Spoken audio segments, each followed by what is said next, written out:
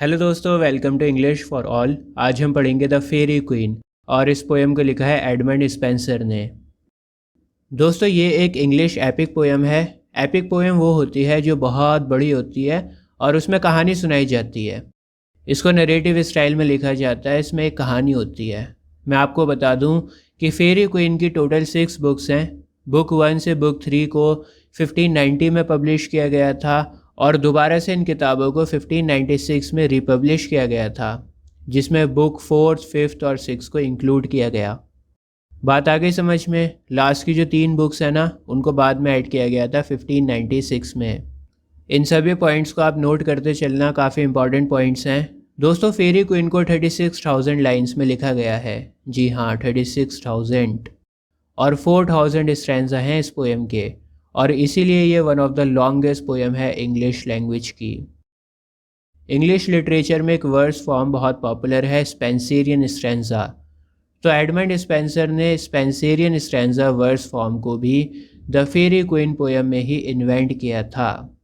इसके अलावा मैं आपको बता दूं कि उस ज़माने में इंग्लैंड की क्वीन हुआ करती थी, क्वीन एलिजाबेथ फर्स्ट।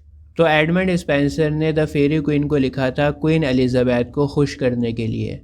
स्पेंसर ने पोएम की स्टार्टिंग की जो 3 बुक्स थीं, उन बुक्स को क्वीन एलिजाबेथ को प्रेजेंट करा था 1589 में। क्वीन एलिजाबेथ बड़ा खुश हुई स्पेंसर के वर्क को देखकर, और फिर स्पेंसर को तोहफे में उन्होंने 50 पाउंड पेंशन फिक्स कर दी थी सारी ज़िंदगी के लिए। चलिए मैं कहानी को शुरू करता हूँ। ये सभी पॉइंट्स बहुत ज़्यादा इंपॉर्टेंट हैं, आप सभी पॉइंट्स को नोट कर लेना। दोस्तों, बुक 1 में नाइट ऑफ होलीनेस की स्टोरी को सुनाया गया है। बुक 1 में एक करेक्टर है जिसका नाम है रेड क्रॉस नाइट। नाइट का मतलब होता है फाइटर, योद्धा, और इसका जो नाम है ना रेड क्रॉस, ये इसलिए रखा गया है क्योंकि इसकी शील्ड के ऊपर ब्लड से रेड क्रॉस बना हुआ है। आपने क्रिश्चियन धर्म में रेड क्रॉस देखा होगा, तो ये रेड कलर का क्रॉस इसकी शील्ड के ऊपर बना हुआ है, इसी वजह से इसका नाम है रेड क्रॉस। दोस्तों, आपको पता होगा कि नाइट जो होते हैं वो किंग या क्वीन के लिए काम करते हैं, उन्हें सर्व करते हैं। तो रेड क्रॉस की जो क्वीन थी उसका नाम था ग्लोरियाना। ये लोग फेरी लैंड में रहते हैं और फेरी लैंड की क्वीन है ग्लोरियाना, और ग्लोरियाना के लिए काम करता है रेड क्रॉस। अब एक दिन क्या होता है, ग्लोरियाना अपने सिपाही रेड क्रॉस को बुलाती है और कहती है कि मैं तुम्हें एक काम सौंप रही हूँ, तुम्हें मेरा एक काम करना होगा। एक बहुत ही भयानक खौफनाक ड्रैगन है और तुम्हें उस ड्रैगन को जान से मारना होगा। रेड क्रॉस क्वीन ग्लोरियाना के ऑर्डर पर उस ड्रैगन को मारने के लिए निकल पड़ता है जंगल में। और मैं आपको बता दूं कि रेड क्रॉस के साथ में एक बहुत ही खूबसूरत और बहुत ही भोली भाली लड़की भी है जिसका नाम है ऊना। ऊना की शादी रेड क्रॉस से होने वाली है। इसके अलावा मैं आपको ये भी बता दूं कि ऊना के जो पेरेंट्स हैं ना, उनको ड्रैगन ने अपना कैदी बना रखा है। जिस ड्रैगन को ये लोग मारने जा रहे हैं, रेड क्रॉस मारने जा रहा है, उस ड्रैगन ने ऊना के पेरेंट्स को कैदी बना रखा है। तो अब रेड क्रॉस क्या करेगा, उस ड्रैगन को मारेगा और ऊना के पेरेंट्स को आज़ाद करवाएगा। इसके अलावा रेड क्रॉस के साथ में एक ड्वार्फ भी है। ड्वार्फ कहते हैं बोने आदमी को। तो ड्वार्फ रेड क्रॉस का असिस्टेंट है। अब ये तीनों लोग निकल पड़ते हैं ड्रैगन को मारने के लिए, लेकिन तभी एक बहुत तेज़ तूफ़ान आ जाता है और ये लोग रास्ता भटक जाते हैं तूफ़ान में। तूफ़ान से बचने के लिए ये लोग एक गुफ़ा में चले जाते हैं, लेकिन जब तूफ़ान थमता है तब इन्हें पता लगता है कि हम लोग रास्ता भटक चुके हैं। ऊना उस गुफ़ा को पहचान लेती है। वो कहती है कि इस गुफ़ा का नाम तो डैन ऑफ एरर है और हमारा यहाँ पर रहना ख़तरे से खाली नहीं है, हमें जल्द से जल्द यहाँ से चलना चाहिए। लेकिन रेड क्रॉस ऊना की बात नहीं सुनता। वो गुफ़ा में अंदर जाता है और तभी रेड क्रॉस पर एक बीस्ट हमला कर देता है। जो बीस्ट था वो रेड क्रॉस को अपनी पूंछ में जकड़ लेता है, लेकिन किसी तरह रेड क्रॉस उस बीस्ट का गला घोट देता है और उसका सर काट देता है। बीस्ट को मारने के बाद ये तीनों लोग दोबारा से अपनी जर्नी को कंटिन्यू करते हैं। दोस्तों, सूरज छुप चुका था, रात होने को आ रही थी, और तभी इन लोगों को रास्ते में एक ओल्ड हर्मिट मिलता है। हर्मिट कहते हैं सन्यासी को। तो बूढ़ा सन्यासी कहता है कि रात हो गई है, पास में ही मेरा इन है, पब्लिक हाउस है, अगर आप चाहो तो रात को गुजार सकते हो मेरे पब्लिक हाउस में।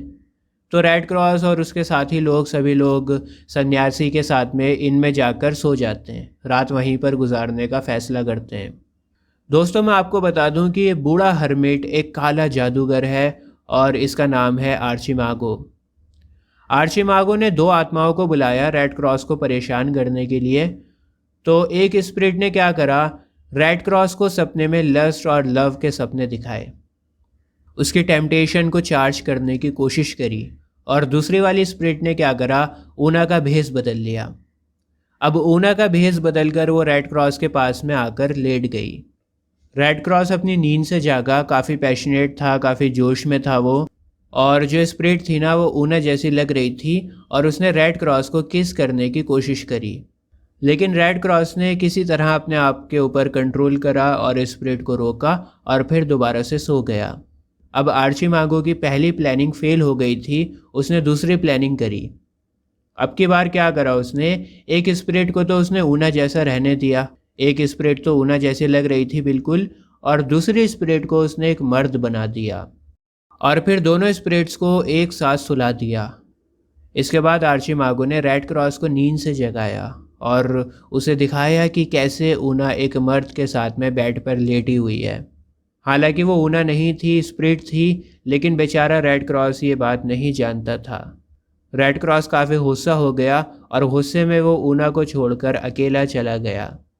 जब असली ऊना जागी तो उसने देखा कि रेड क्रॉस उसे छोड़कर चला गया है। बेचारी काफ़ी परेशान हो जाती है, काफ़ी दुख होता है उसको, और रेड क्रॉस को ढूंढने के लिए जंगलों में अकेली निकल जाती है। आर्चिमागो को ये तमाशा देखकर बड़ा मज़ा आ रहा था। आर्चिमागो अब खुद का भेस भी बदल लेता है और रेड क्रॉस बन जाता है और ऊना का पीछा करता है। जंगलों में ऊना का पीछा करता है आर्चिमागो रेड क्रॉस का भेस बदलकर। दूसरी तरफ हमारा असली रेड क्रॉस जंगलों में भटक रहा था और जंगल में उसे एक नाइट मिला जिसका नाम था सैंसफॉय।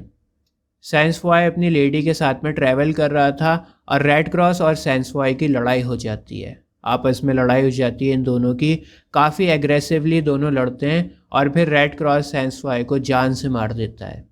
दोस्तों मैं आपको बता दूं कि सैंसफॉय के ना 2 भाई और हैं, सैंसजॉय और सैंसलॉय। 3 भाई हैं ये, सैंसफॉय, सैंसजॉय और सैंसलॉय। अब बचे हुए जो 2 भाई हैं वो आगे की कहानी में आएंगे, लेकिन एक बात बहुत इंपॉर्टेंट है, नोट कर लेना। सैंसफॉय का मतलब है विदाउट फेथ, सैंसजॉय का मतलब है विदाउट जॉय और सैंसलॉय का मतलब है विदाउट लॉ। ये तीनों बहुत ही बेकार करेक्टर्स हैं और ये फालतू में परेशानियां पैदा करते रहते हैं। पोयम में इन तीनों भाइयों को कहा गया है सराकिन्स। सराकिन्स उनको कहा जाता है जो क्रिश्चियन धर्म को नहीं मानते। बहुत सारी किताबों में मुस्लिम्स को भी कहा गया है सराकिन्स। देखिए मैं थोड़ा सा और डिटेल में आपको बताना चाहता हूँ। उस ज़माने में क्या था, प्रोटेस्टेंट और कैथोलिक इन दोनों में काफ़ी लड़ाइयाँ हो रही थीं। तो किसी किसी बुक में आपको ऐसा भी लिखा हुआ मिलेगा कि ये तीनों भाई प्रोटेस्टेंट रिलीजन के सप्रेशन को दिखा रहे हैं। रिफॉर्मेशन के ऊपर मेरी एक सेपरेट वीडियो बनी हुई है, आप चाहो तो देख सकते हो। मैंने काफ़ी डिटेल में बताया है। आज इतना डिटेल में नहीं बताऊंगा, नहीं तो सारी वीडियो उसी में चली जाएगी। कहानी के ऊपर हम लोग वापस आते हैं। मुझे इन तीनों भाइयों के बारे में आपको बताना था, मैंने बता दिया।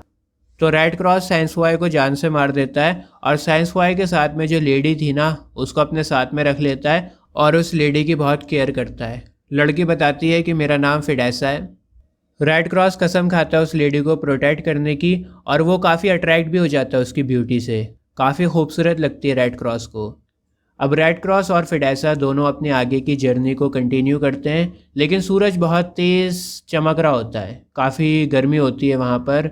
तो ये दोनों डिसाइड करते हैं कि किसी पेड़ की छांव में थोड़ा सा आराम कर लिया जाए। रेड क्रॉस धूप से बचने के लिए एक पेड़ की शाखा तोड़ता है, लेकिन जब वो पेड़ की शाखा को तोड़ता है तो देखता है कि पेड़ में से खून बह रहा है। रेड क्रॉस को काफ़ी हैरानी होती है, वो सोचता है कि एक पेड़ में से खून कैसे बह सकता है। इसके अलावा रेड क्रॉस को रोने की आवाज़ें सुनाई देती हैं। जिस पेड़ की शाखा रेड क्रॉस ने तोड़ी थी वो पेड़ बोल सकता था और फिर वो पेड़ रेड क्रॉस को अपनी कहानी सुनाता है। पेड़ कहता है कि दोस्त, एक ज़माना था कि जब मैं भी तुम्हारी तरह इंसान हुआ करता था। मेरा नाम था फ्रेड्यूबियो। मेरे पास भी एक खूबसूरत लेडी थी जिसका नाम था फ्रेलिसा, और मेरी जो लेडी है फ्रेलिसा वो बराबर वाली पेड़ है। मैं भी पेड़ बन चुका हूँ और मेरी लेडी भी पेड़ बन चुकी है। एक बार मैं भी जंगल से गुजर रहा था और मुझे जंगल में एक नाइट मिला। मैंने नाइट को हरा दिया और उसकी लेडी को जीत लिया। जिस तरह से रेड क्रॉस अभी नाइट को हरा कर आया है ना, और फिडेसा को उसने जीता है, तो ये बताता है कि मैंने भी बिल्कुल इसी तरह से एक लेडी को जीता था और नाइट को हराया था। लेकिन वो लड़की एक चुड़ैल निकली जिसका नाम था डुएसा। डुएसा ने मेरी महबूबा फ्रेलिसा को एक पेड़ बना दिया, और ऐसा इसलिए किया डुएसा ने ताकि वो मुझे पा सके। मेरी जो महबूबा है, बिलविड है फ्रेलिसा, वो रास्ते से हट जाए और डुएसा मुझे पा सके, इसलिए उसने फ्रेलिसा को पेड़ बना दिया।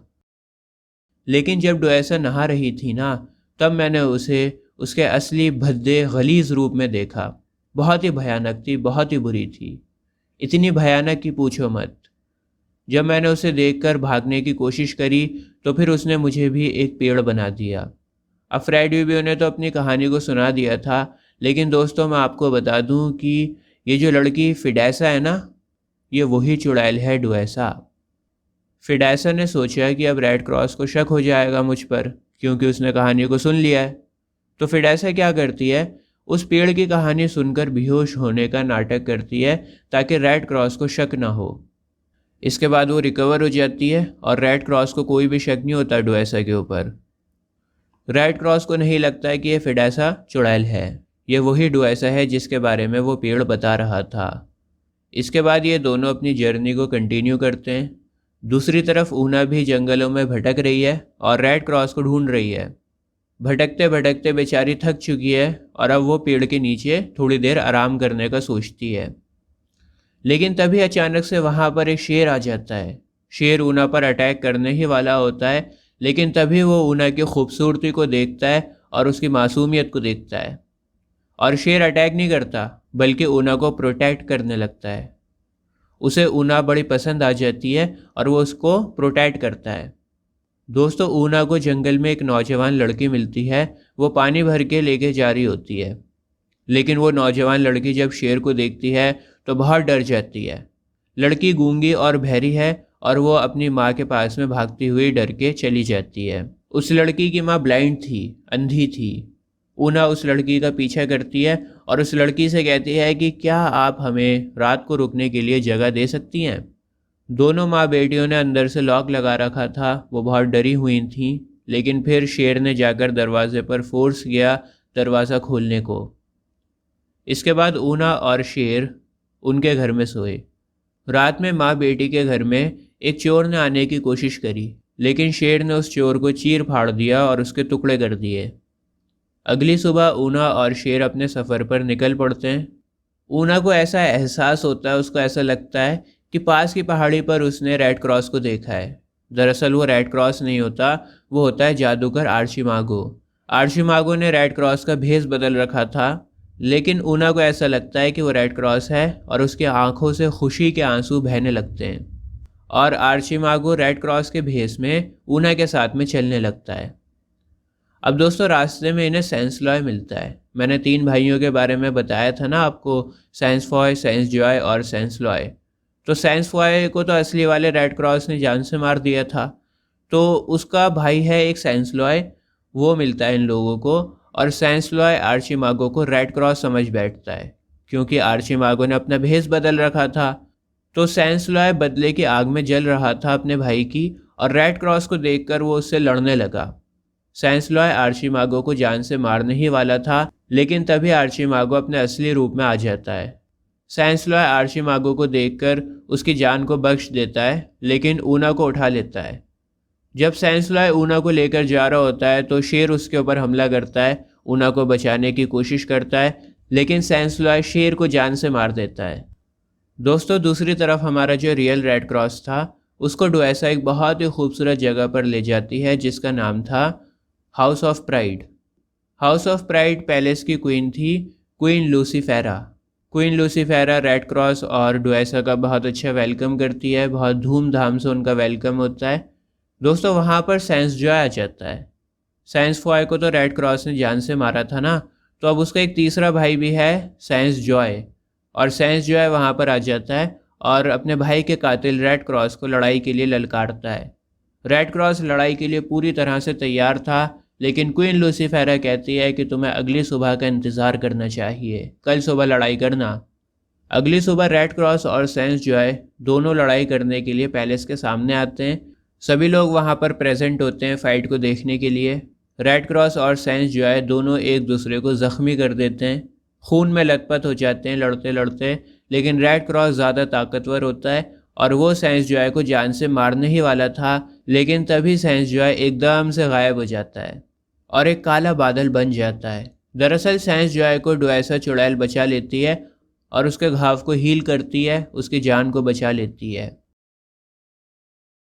दोस्तों उसी दौरान क्या होता है, मैंने आपको बताया था ना कि रेड क्रॉस के साथ में एक ड्वार्फ भी होता है। तो ड्वार्फ उस पैलेस के तहखाने में देखता है कि हज़ारों लोगों की बॉडीज़ पड़ी हुई हैं वहाँ पर, और ये लोग कभी इस पैलेस में आए तो थे लेकिन वापस नहीं गए। बहुत सारे लोगों की बॉडीज़ को देखता है और वो बहुत सारे लोग इस पैलेस में कभी आए तो थे लेकिन वापस ना जा पाए। ड्वार्फ रेड क्रॉस को सारी बात आकर बताता है। अब इससे पहले रेड क्रॉस के लिए कोई मुसीबत खड़ी होती और वो भी इस पैलेस में फंस जाता, वो शाम को वहाँ से भाग जाता है। दोस्तों दूसरी तरफ ऊना को सैंसलॉय भगाकर ले गया था, तो अब सैंसलॉय अपनी लस्ट को मिटाना चाहता है, ऊना के साथ फिजिकल होना चाहता है। ऊना मदद के लिए चिल्लाती है और इत्तेफाक से उसी जंगल में बहुत सारे वुड गॉड्स होते हैं। वुड गॉड्स यानी जंगलों के देवता। वुड गॉड्स के नाम थे फॉनिस एंड सटैरिस। इनका आधा जिस्म तो जानवर का था और आधा जिस्म इंसान का। तो ये वुड गॉड्स ऊना की चिल्लाहट को सुनते हैं और वो ऊना की मदद के लिए वहाँ पर आ जाते हैं। सैंसलॉय वुड गॉड्स को देखकर बहुत डर जाता है और वहाँ से भाग जाता है। वुड गॉड्स ऊना को देखकर उसके आगे झुक जाते हैं, जैसे मानो ऊना कोई गॉडेस हो। दोस्तों इसी दौरान वहाँ पर एक नाइट और आ जाता है जिसका नाम था सटैरिन। सटैरिन वहाँ पर आकर कसम खाता है ऊना को प्रोटेक्ट करने की। तो ऊना जब रेड क्रॉस को ढूंढने के लिए अपनी जर्नी को कंटिन्यू करती है तो सटैरिन उसको प्रोटेक्ट करता है और उसके साथ में ही चलता है। रास्ते पर चलते चलते उन्हें एक बूढ़ा आदमी मिलता है। बूढ़ा आदमी उन्हें बताता है कि मैंने तो रेड क्रॉस को मरते हुए देखा है। एक पैगन नाइट था, उसने रेड क्रॉस को जान से मार दिया। ऊना को ये सुनकर बड़ी तकलीफ हुई, बड़ा दुख हुआ। सटैरिन ऊना को संभालने की कोशिश करता है और कहता है कि हम रेड क्रॉस के कातिल का बदला लेंगे, रिवेंज लेंगे। तो सटैरिन बूढ़ा आदमी से पूछता है कि ये पैगन नाइट कहाँ पर मिलेगा। इसके बाद बूढ़ा आदमी उन्हें पैगन के पास में ले जाता है। वहाँ पर पहुँचकर पता लगता है कि वो पैगन नहीं बल्कि सैंसलॉय होता है। सैंसलॉय सैंसफॉय का जो भाई है। 3 भाई मैंने आपको बताए थे, दोबारा से बता रहा हूँ। अच्छा, सैंसलॉय जो था ना, मैं आपको याद दिलाना चाहता हूँ एक बात और। सैंसलॉय ने आर्चिमागो के साथ में लड़ाई करी थी। आर्चिमागो ने जब रेड क्रॉस का भेष बदल रखा था तो सैंसलॉय ने उसके साथ में फ़ाइट करी थी। बहरहाल सटैरिन और सैंसलॉय अपनी अपनी तलवार निकालते हैं और लड़ाई शुरू करते हैं। काफ़ी देर तक लड़ाई चलती है इन दोनों की, लेकिन अभी तक कोई भी नहीं जीता। काफ़ी देर तक लड़ते रहते हैं लेकिन कोई जीतता नहीं है। ऊना को काफ़ी डर लगता है और वो वहाँ से भाग जाती है। दूसरी तरफ रेड क्रॉस भी एक सड़क के किनारे आराम कर रहा था। उसने जब सेंस जॉय के साथ में लड़ाई करी थी तो काफ़ी घायल हो गया था, तो अपने ज़ख्मों को आराम देने के लिए वो रोड साइड पर ठहरा हुआ था। डुएसा रेड क्रॉस का पीछा कर रही थी और फाइनली उसको रेड क्रॉस मिल जाता है। रेड क्रॉस डुएसा से बहुत अच्छे से बात करता है, उसका वेलकम करता है। जब रेड क्रॉस और डुएसा आपस में बातें कर रहे थे तभी वहाँ पर एक और मॉन्स्टर आता है जिसका नाम था और गॉगलियो। डुएसा और गॉगलियो से बात करती है रेड क्रॉस की जान बख्शने के लिए, और गॉगलियो डुएसा की बात मानकर रेड क्रॉस को अपने महल के तहखाने में पटक देता है और डुएसा को अपना लवर बना लेता है। आपको याद होगा मैंने बताया था कि रेड क्रॉस के साथ में उसका असिस्टेंट भी था ड्वार्फ। तो ड्वार्फ किसी तरह से मैनेज कर लेता है भागना, और भागते हुए रास्ते में उसे ऊना मिल जाती है।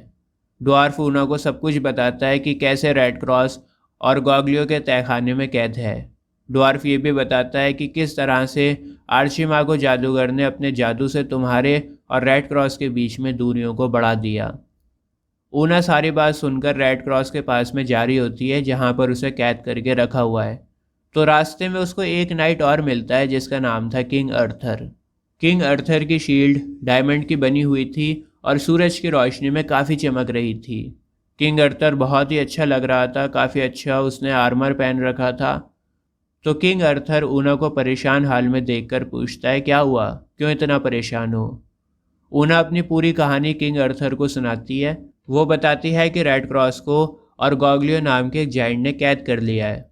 किंग अर्थर कहता है, अच्छा ऐसी बात है, चलो तुम फिक्र मत करो, मैं रेड क्रॉस को आज़ाद करने की कसम खाता हूँ। इसके बाद सभी लोग किंग अर्थर के साथ रेड क्रॉस को आज़ाद करने के लिए जाते हैं और गॉगलियो के कासल के बाहर किंग अर्थर हॉर्न बजाता है। इसके बाद और गॉगलियो और किंग अर्थर की काफ़ी तगड़ी लड़ाई होती है। काफ़ी देर तक चलती है इनकी लड़ाई और फाइनली किंग अर्थर और गॉगलियो को जान से मार देता है, उसका सर काट देता है। ऊना भागे भागे रेड क्रॉस के पास में जाती है। रेड क्रॉस काफ़ी कमज़ोर हो गया था और उसकी मौत होने ही वाली थी। किसी तरह से ऊना और किंग अर्थर ने रेड क्रॉस को संभाला, उसकी जान को बचाया। इसके अलावा उन्होंने डुआइसा के कपड़े उतारकर रेड क्रॉस को दिखाया कि ये एक चुड़ैल है। इसके बाद रेड क्रॉस ऊना और किंग अर्थर और गॉगलियो के कासल में आराम करते हैं। ऊना किंग अर्थर से पूछती है कि सर आपने हमारी इतनी मदद करी है, कुछ अपने बारे में भी बताइए, आपका क्या नाम है, आपका वंश क्या है, आप किसके बेटे हैं। इस सवाल ने किंग अर्थर को अनकंफर्टेबल कर दिया। वो कहता है कि मुझे नहीं पता कि मेरे माँ बाप कौन थे। मेरे शहर का नाम था वेल्स और वहीं पर मैं पला बड़ा हूँ और मैजिशियन मार्लिन ने मुझे पढ़ाया लिखाया है। ऊना कहती है, अच्छा ऐसी बात है, तो फिर आप यहाँ फेरी लैंड में क्या कर रहे हैं। किंग अर्थर के लिए इस सवाल का जवाब देना और भी ज़्यादा मुश्किल था। किंग अर्थर बताता है कि मैं एक मेड से बड़ा प्यार करता था और उस मेड ने मुझे अपना नाम क्वीन ऑफ फेरीज़ बताया था। अब क्योंकि उसका नाम क्वीन ऑफ फेरीज़ है इसलिए मैं फेरी लैंड में ढूंढ रहा हूँ उसको। मैं मेड की तलाश में पिछले 9 महीनों से फेरी लैंड के जंगलों में भटक रहा हूँ। रेड क्रॉस और ऊना किंग अर्थर के लिए दुआ करते हैं और फिर ये दोनों अपने आगे के सफ़र पर निकल पड़ते हैं। रेड क्रॉस और ऊना ड्रैगन को मारने के लिए जा रहे होते हैं, लेकिन ऊना को इस बात की चिंता सता रही है कि रेड क्रॉस अब बहुत ही ज़्यादा कमज़ोर हो चुका है। पता नहीं कैसे फ़ाइट कर पाएगा इतने ज़ख्मी और इतने कमज़ोर जिस्म से। ऊना जानती थी कि रेड क्रॉस इस हालत में ड्रैगन का सामना नहीं कर सकता, उसको मदद की ज़रूरत है। तो ऊना रेड क्रॉस को हाउस ऑफ होलीनेस में ले जाती है। हाउस ऑफ होलीनेस में सेलिया रहती है अपनी 3 बच्चियों के साथ में। सेलिया की 3 बच्चियों का नाम है फिडेलिया, स्पेरेंजा और चेरिसा। सेलिया ऊना का वेलकम करती है और रेड क्रॉस की कंडीशन जानकर वो अपनी तीनों बच्चियों को रेड क्रॉस की रिकवरी में हेल्प करने की कमांड देती है। फिडेला, स्पेरेंजा और चेरिसा ये तीनों लड़कियां रेड क्रॉस को रिलीजन के बारे में सिखाती हैं, पेशेंस के बारे में सिखाती हैं, डिसिप्लिन मेंटेन करना सिखाती हैं। रेड क्रॉस की मेंटल कंडीशनिंग होती है वहाँ पर और वो मेंटली पावरफुल हो जाता है। इसके बाद ऊना रेड क्रॉस को एक हॉस्पिटल में लेकर जाती है जहाँ पर 7 चैरिटेबल मैन होते हैं, तो उसकी हेल्प करते हैं रिकवर करने में, उसके घाव को भरते हैं। और अब रेड क्रॉस मेंटली और फिज़िकली दोनों तरह से काफ़ी पावरफुल हो चुका है और पूरी तरह से तैयार है ड्रैगन से लड़ने के लिए। इसके बाद आखिरकार ऊना रेड क्रॉस को अपने घर में लेकर जाती है जहाँ पर उसकी लड़ाई ड्रैगन से होती है। ड्रैगन काफ़ी ज़्यादा ताकतवर था। 3 दिन तक रेड क्रॉस और उस ड्रैगन की लड़ाई चली। ड्रैगन ने लगभग रेड क्रॉस को जान से मार ही दिया था, लेकिन कैसे ना कैसे आखिर में जाकर रेड क्रॉस ने ड्रैगन को जान से मार ही दिया और फाइनली ऊना के पेरेंट्स आज़ाद हो गए। पूरे किंगडम में खुशियों की लहर दौड़ पड़ी क्योंकि वहाँ पर सभी लोग बहुत डरे हुए थे ड्रैगन से।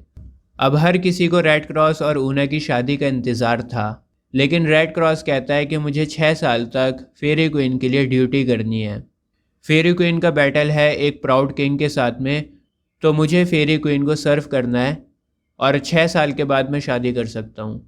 ऊना के फादर कहते हैं ठीक है, 6 साल के बाद ऊना की शादी आपसे हो जाएगी। लेकिन तभी वहाँ पर ना एक मैसेंजर आता है और वो सभी को बताता है कि रेड क्रॉस ये इंगेजमेंट नहीं कर सकता क्योंकि रेड क्रॉस ने पहले से ही किसी दूसरी लड़की का हाथ मांग लिया है। किंग पूछता है क्या ये सच है, कौन है वो लड़की। रेड क्रॉस बताता है कि वो लड़की डुआइसा थी, लेकिन मुझे उसकी सच्चाई के बारे में नहीं पता था। मैं नहीं जानता था कि वो एक चुड़ैल है और इसीलिए मैंने उसका हाथ मांगा था। ऊना कहती है कि हमें इस मैसेंजर की भी तलाशी लेनी चाहिए, देखो तो सही ज़रा ये है कौन। मैसेंजर की तलाशी लेने पर पता लगता है कि वो मैसेंजर और कोई नहीं बल्कि जादूगर आर्चिमागो था जो मज़े को किरकिरा करने के लिए वहाँ पर आया था। फाइनली ऊना और रेड क्रॉस की इंगेजमेंट हो जाती है। सभी लोग बहुत खुश होते हैं और आखिर में रेड क्रॉस अपनी क्वीन के पास में वापस लौट जाता है क्योंकि उसे अपनी ड्यूटी करनी थी। और इसी के साथ ये कहानी यहाँ पर ख़त्म हो जाती है। इस वीडियो को ज़्यादा से ज़्यादा शेयर करें स्टूडेंट्स के साथ में। आज के लिए बस इतना ही। जय हिंद।